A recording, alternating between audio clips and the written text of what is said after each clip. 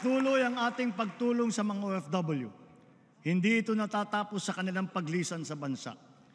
Karagdagang mga espesyal na pasilidad at serbisyo ang ating binuksan para sa kanila, tulad ng OFW Lounge sa NAIA at Seafarers Hub sa Maynila.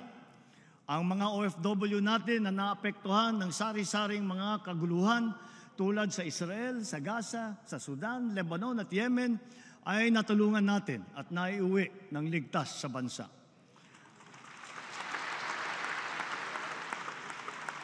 Gayon din ang naging pagtulong natin sa mga kababayan nating nasalanta ng kalamidad at krisis tulad sa Taiwan at sa New Zealand.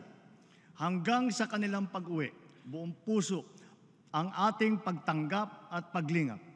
Ang nagbabalik-bayang mga OFW kasama ng kanilang pamilya ay sinusuportahan nating mabuti upang maging maayos ang kanilang bagong simula dito sa bansa para makakuha ng magandang trabaho o di kaya'y makapagtayo ng negosyo.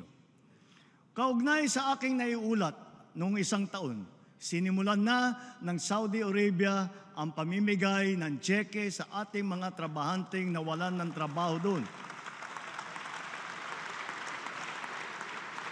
Unti-unti, ang ating mga naapektuhang OFW ay nababayaran na.